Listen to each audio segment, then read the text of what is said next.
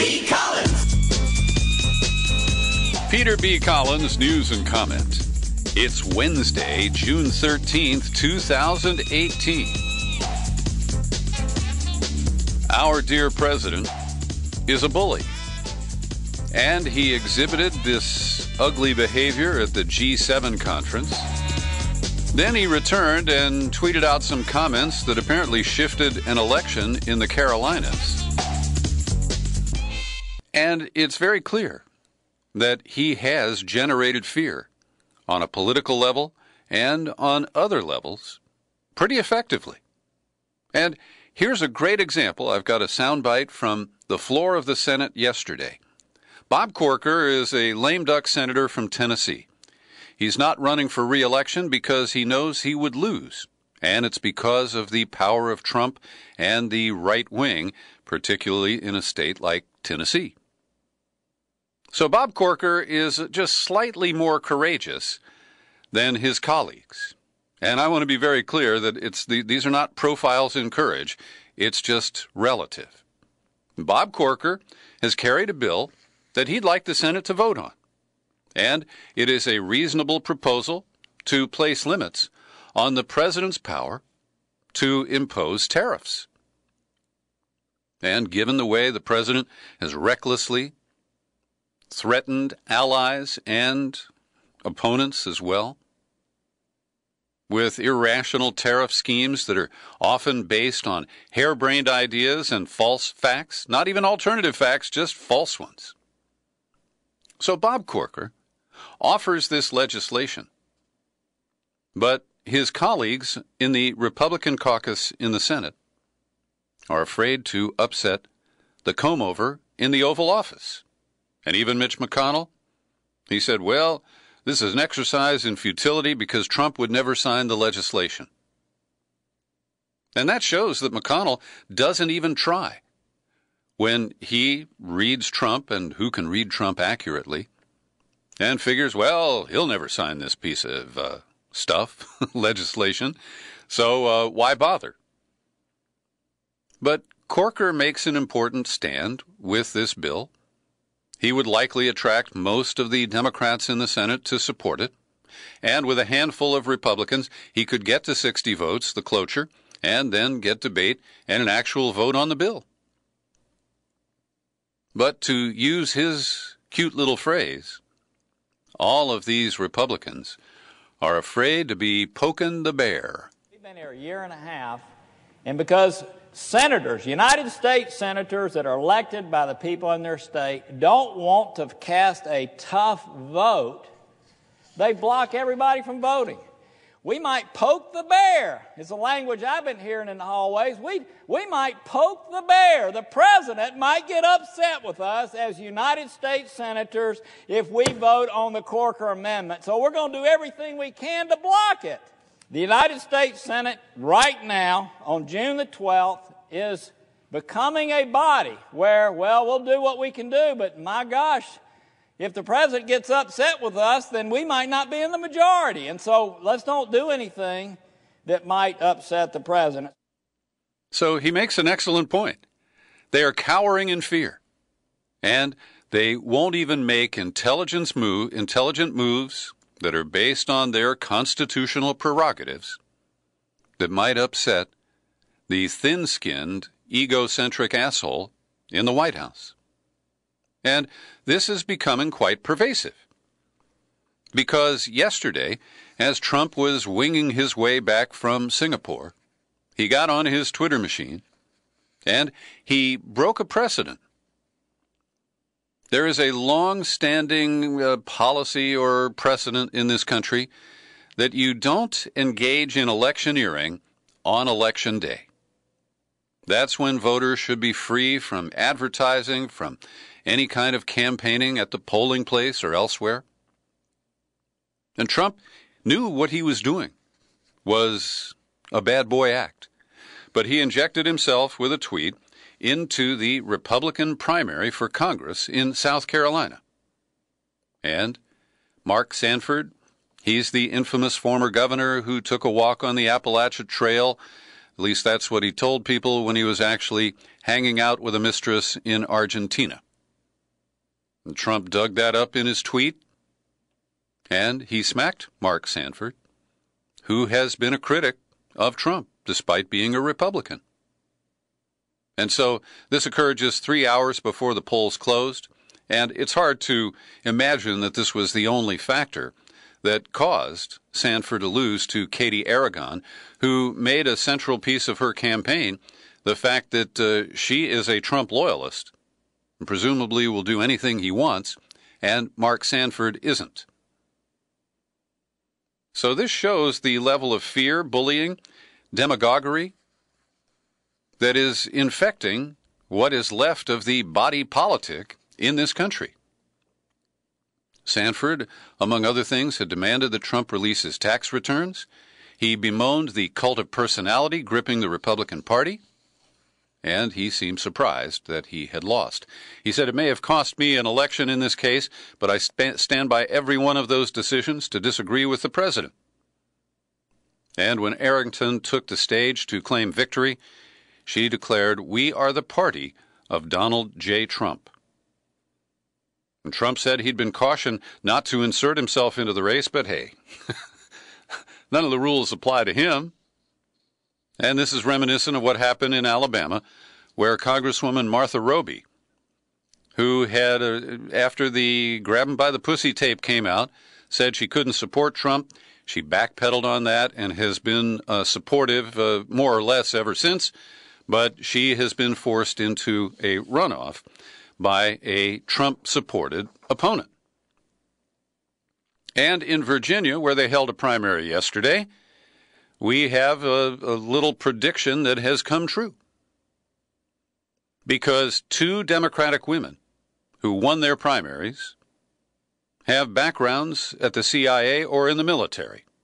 Abigail Spanberger, a former CIA officer, won the primary to oppose Representative Dave Bratt outside of Richmond, and Elaine Luria, a Navy veteran, will challenge Representative Scott Taylor in the Hampton Roads, in the Hampton Roads district. And tomorrow, I am scheduled to record a follow-up interview with Patrick Martin, the reporter for the World Socialist website, who first tipped us off to the type of candidates who've been recruited to run as Democrats in congressional primaries this year. And we just saw 2 examples of those archetypes, a former spook and a former military veteran winning their primaries, and this is the new complexion of the Democratic Party.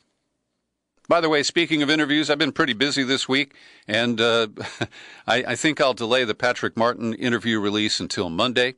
On Friday, I'll be posting an interview with Pepe Escobar, the globe-trotting international journalist, to talk about his views of the Trump-Kim summit. So that's all in the pipeline here at peterbcollins.com. But Trump's bullying, which often is not, directed at the average Democrat, the average progressive, because they don't follow his Twitter feed. Well, a lot of people really don't know how effective Trump's communication skills are. And I'm one of those people who ridicules him on a regular basis for his limited vocabulary, his twisted syntax, his superlatives, good and bad. But George Lakoff is the respected linguistics expert. He's retired from the University of California at Berkeley. And in an op-ed in The Guardian today, he says Trump has been a salesman. He's now selling himself, his worldview, and his self-serving views of the law and the truth. His principal tools are language and the media. By faithfully transmitting Trump's words and ideas, the press helps him to attack and thereby control the press itself. Lakoff gives his readers a little mini-seminar here. Language works by activating brain structures called frame circuits, used to understand experience. They get stronger when we hear the activating language. Enough repetition can make them permanent, changing how we view the world. Even negating a frame circuit activates and strengthens it, as when Nixon said, "I am not a crook," and people thought, well, he is a crook. Lakoff says most reporters and editors don't understand these principles. So the press is at a disadvantage when dealing with a super salesman with an instinctive ability to manipulate thought by 1. Framing first, 2. Repeating often, and 3. Leading others to repeat his words by getting people to attack him within his own frame. First, says Lakoff, he weaponizes words like crooked Hillary, fake news, Spygate. The media, he says, perpetuated a Trump lie by repeating Spygate, which falsely characterized the FBI informant as a spy. Now, I quibble with Lakoff on this characterization because I do think that the guy named, is it Halper, who was teaching in Britain, and he's the paid informant who fed information to the FBI on Carter Page and George Papadopoulos. Well, I do consider that to be spying. But we've seen a lot of corporate media coverage basically spinning away from that. At any rate, Lakoff continues that then there are what cognitive scientists call salient exemplars, well-publicized individual cases, like the Kate Steinle murder here in California that he falsely blamed on an illegal immigrant. And we know from our coverage here that that was an accident, not any kind of intentional incident, but he uses it to paint all immigrants as dangerous people who might pick up a gun and kill you at almost any moment. So later on, Lakoff says, Trump's tweets are not random, they are strategic. There are 4 types: the preemptive framing to get a framing advantage, diversion to divert attention when news could embarrass him, deflection, shifting the blame to others, and trial balloon, test how much you can get away with.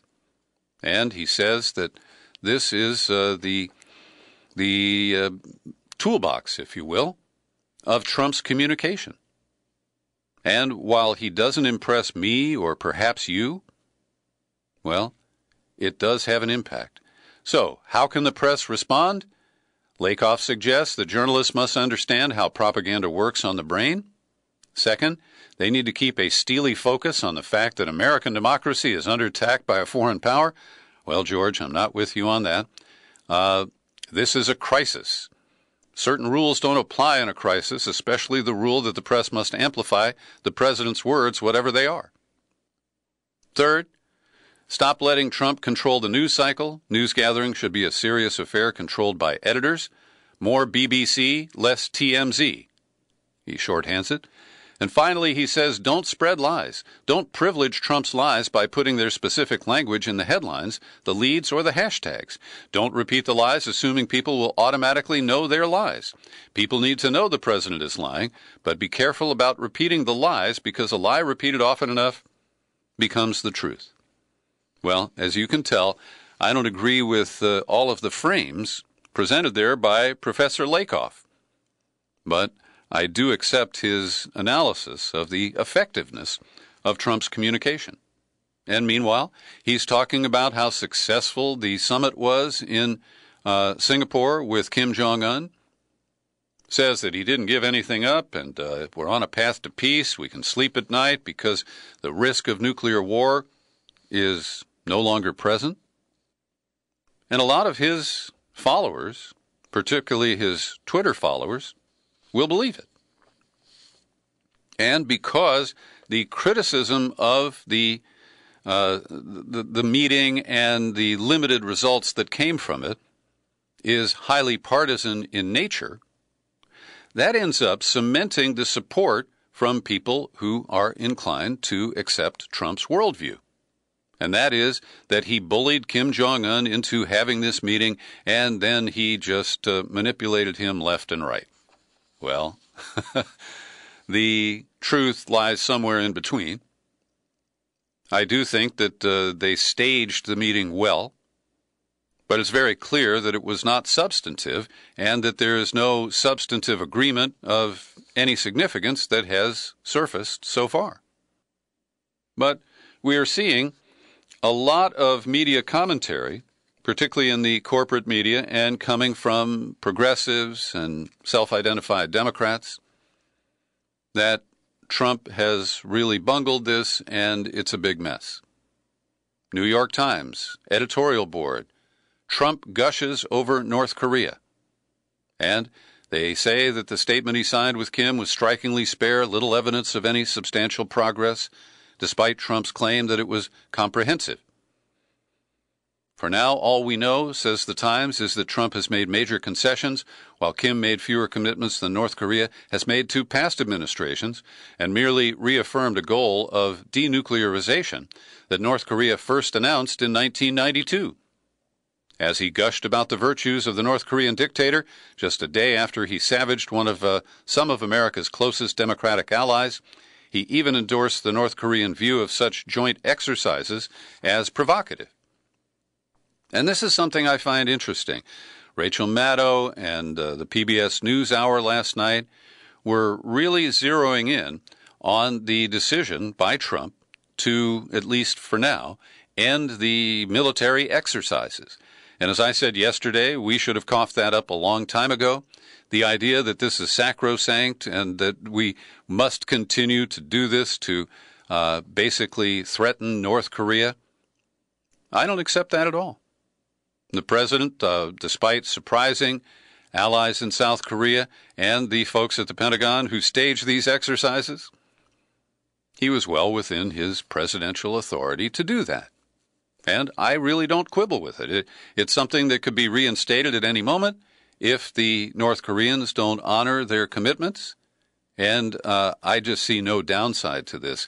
But to see the people who opposed Bush's wars now fighting to maintain a hostile environment on the Korean Peninsula, I think that's quite telling.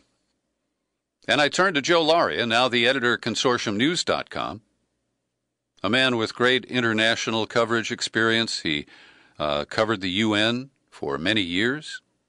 And he compares this to Nixon's historic meeting in China in 1972. And that when he returned, even Democratic Senate leaders like Ted Kennedy and Mike Mansfield praised Nixon's diplomatic gamble. And Nixon didn't come back with anything substantial except that he had had a meeting and kind of opened the doors to China. Laria continues, 46 years later, Trump took a similar political risk in agreeing to the first ever summit with the North Korean leader. Cautious optimism emerged from the summit that peace on the Korean Peninsula may finally be within reach 65 years after a truce silenced the guns of the Korean War. But instead of the support Nixon received from the opposition party, Trump has been blasted by Democrats who've put any prospect for peace behind their partisan quest to regain power. He quotes, as I did yesterday, the liberal New York Times columnist Nick Kristof. It sure looks like Trump was hoodwinked in Singapore. He seemed to believe he had achieved some remarkable agreement, but the concessions were all his own. And then the Times editorial board that I cited a moment ago was even harsher, says Laria. President Trump, this is a quote from the Times, Trump was on his best behavior, as is so often the case when he is dealing with dictators. Trump was even more effusive about Kim after their session, sounding more like he was deconstructing a blind date than analyzing a diplomatic meeting. Then it piled on, says Laria. Trump has a deep and abiding fondness for strong men. The more ruthlessly they have had to act to hold on to power, the more he respects them. And the next quote is, the world sneers at strong men like Kim, Putin, Rodrigo Duterte, the president of the Philippines, regarding them as uncivilized thugs, and Trump feels similarly disrespected. Dispositionally speaking, these are Trump's people. Now back to the voice of Joe Laria. There wasn't a word about what the two leaders agreed to in Singapore, namely the start, not the end, of what Trump called an arduous process. The Times editorial never mentioned the agreement. In essence, both sides agreed to work toward a peace treaty to end the Korean War, and the U.S. agreed to provide security guarantees, and it's fair to say these are not detailed. But, he says, the risks inherent in war on the peninsula, which should be of bipartisan concern, were apparently of no concern to the editors of the New York Times. So I've linked to this commentary in the show file for today's podcast, and I encourage you to check it out. He also, late in it, has some kind of zingers. These are quotes from people who are quite ironic, because many people pointed out that in a meeting about nuclear disarmament, Trump mentioned the sorry human rights record of North Korea, but he didn't make it a primary point. So Ali Abunimah, who is co-founder of the Electronic Intifada, is quoted as saying, "I'm disappointed Kim Jong-un did not take the opportunity to raise with Trump the utterly dismal U.S. human rights record, from mass incarceration of millions to rampant police murder of black citizens." Good comments from Kevin Gostola at Shadowproof on this topic. He says Trump's talk with Kim Jong-un have the potential to usher in an era of nonviolent coexistence. However, the political establishment, corporate media, and foreign policy think tanks are deeply upset that Trump offered to end U.S. military exercises early in the diplomatic talks with North Korea. So he also cites Bill Cohen, who was a Republican senator from Maine, selected by Bill Clinton to be a defense secretary, and he is opposed to the deal. He says, "You know what's more costly than training and exercising? That's going into a war unprepared and ill-prepared. If you go back during the Korean conflict, you see what happened when we put men into that conflict." I mean, that's the 1950s, Mr. Cohen. And it's correctly characterized here by Gostola. Cohen reveals that he and others who are opposed to ending the U.S. military presence in Korea or even Japan to spur nuclear disarmament are concerned the U.S. will no longer be able to project American power. We're learning more about that weird 4-minute video, I called it blue sky propaganda, that Trump played for Kim Jong-un and I believe left for him on an iPad. We're learning that it was the brainchild of the National Security Council, but probably Trump put them up to it. The 4-minute video in Korean and English was made in the style of an extended action movie trailer. And they claimed that it was produced by Destiny Pictures Productions. Turns out there is actually a company with that name based here in California. And Mark Castaldo, the company's founder, said, "I woke up to hundreds of emails and calls from all over the world. Crazy." He's trying to find out why they used my company name. And it shows, I guess, they didn't even bother to check before they put it on the video. So it's kind of a joke, but it extends to Trump's desire to create his own reality, his sense as a salesman that you can force somebody to accept your version of events just by forcing it on them, and this video was a tool to do that. But Trump hasn't given up on bullying Justin Trudeau of Canada. And we were speculating that maybe he dumped on Trudeau as a way to show Kim Jong-un that he is a tough guy who won't be trifled with. But that moment has passed, and Trump is still tweeting angrily at Canada's leader. And the Washington Post fact-checkers say that the actual trade surplus between the United States and Canada is about $100 billion. But Trump frequently lies about that. He makes up information.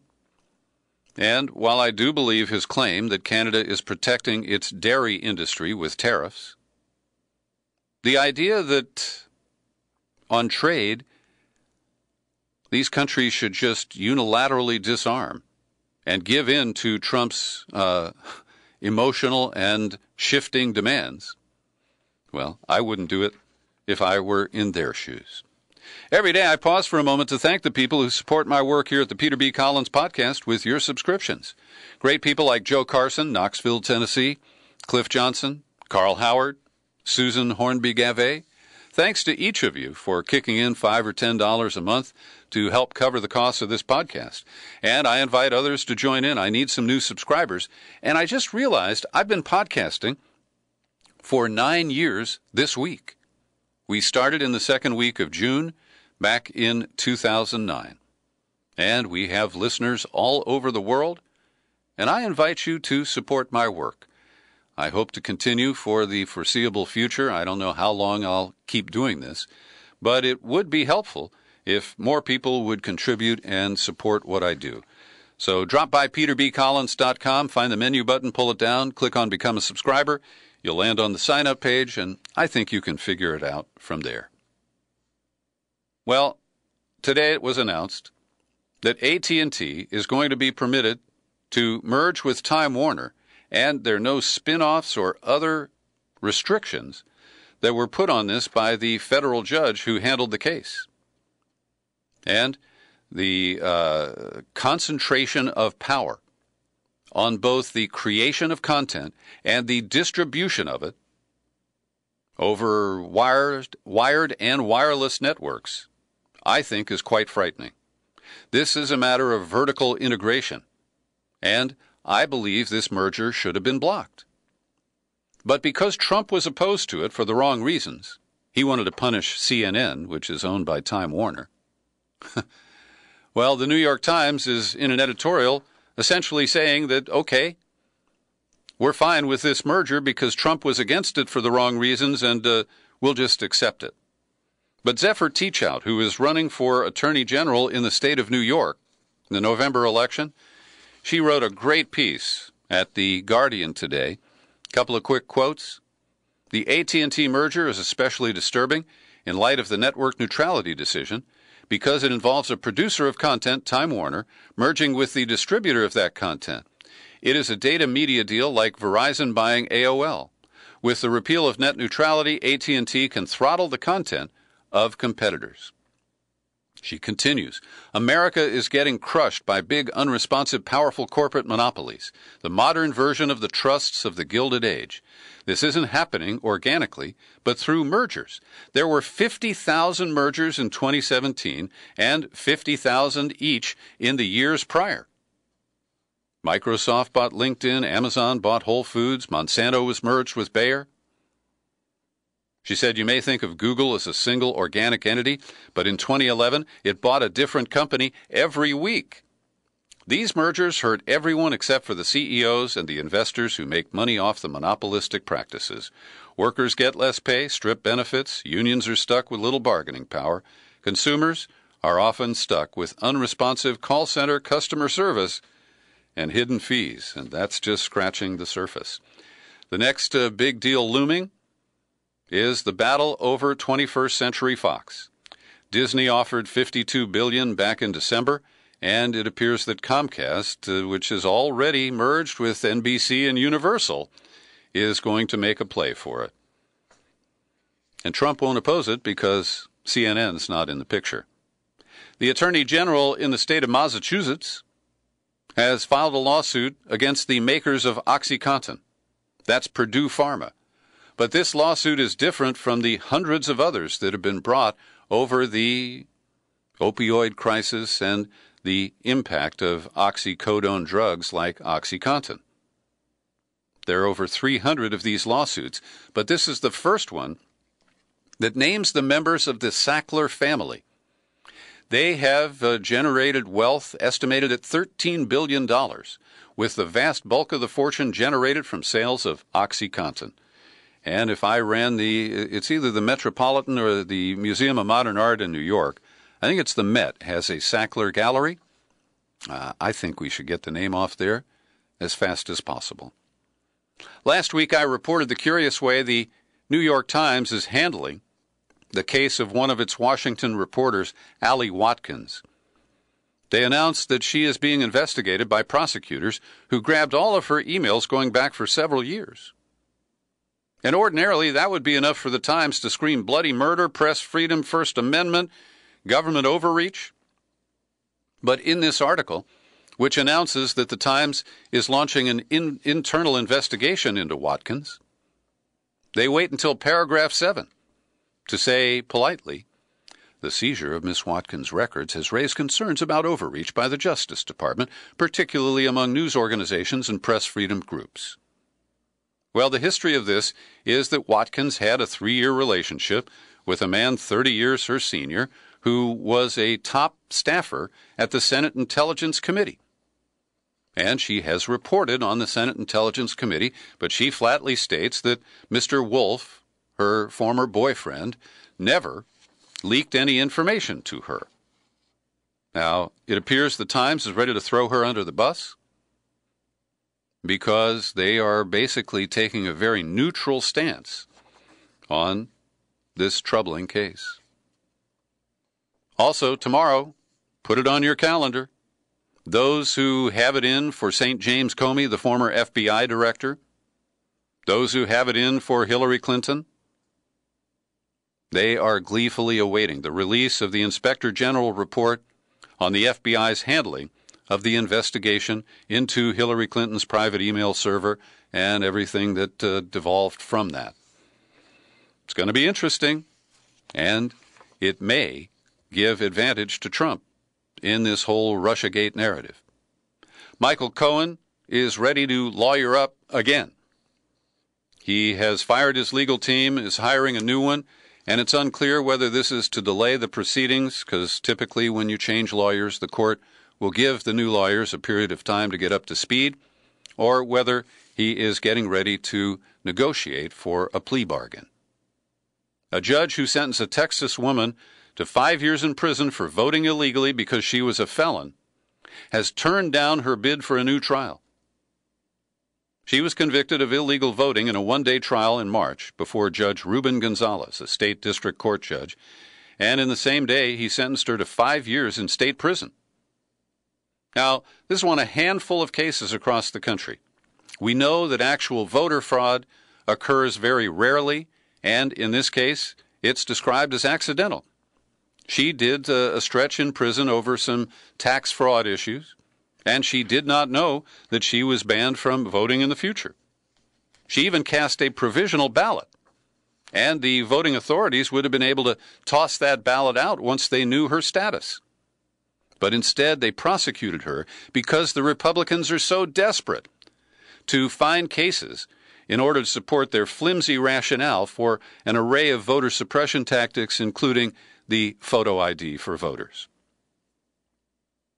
At The Guardian today, Liza Featherstone has a nasty op-ed correctly attacking Planned Parenthood of the Rocky Mountains. In Denver, they have asked the National Labor Relations Board for help in busting their union staff.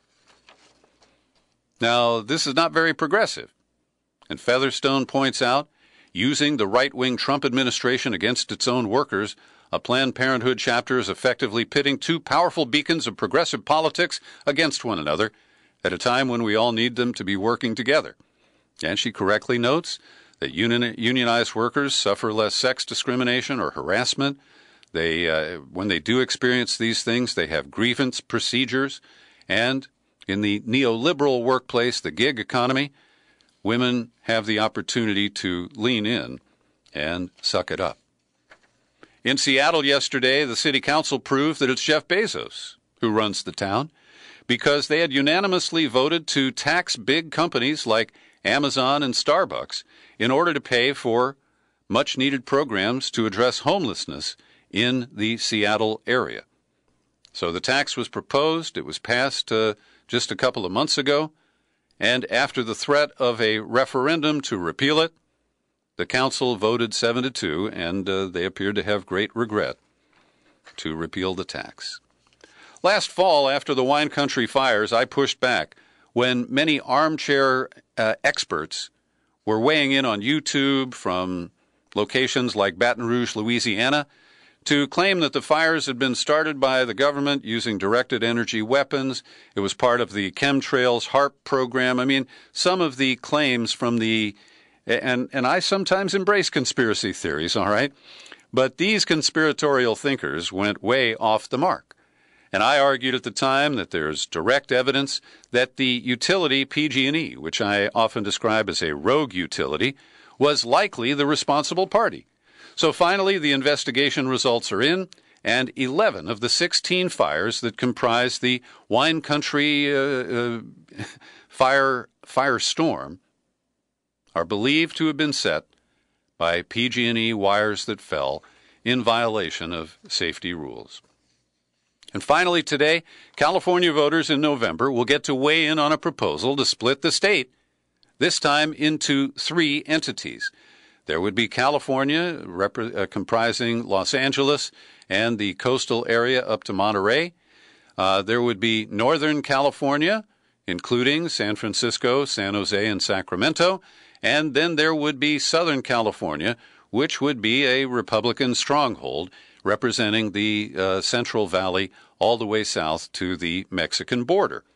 And this is the brainchild of Tim Draper, a Silicon Valley rich guy.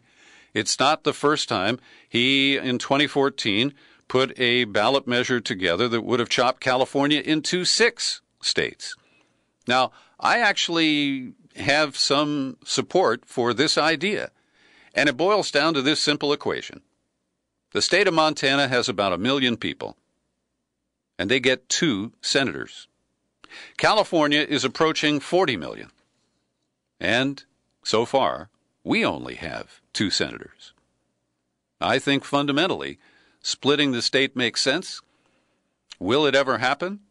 I'm doubtful, because not only does it take California to decide to split itself, but it has to be approved by the Congress, and I consider that highly unlikely. Thanks for listening to my daily news and comment podcast. You're free to share it far and wide. We post it on YouTube, and I'm still Peter B. Happy trails to you until we meet again. Happy trails.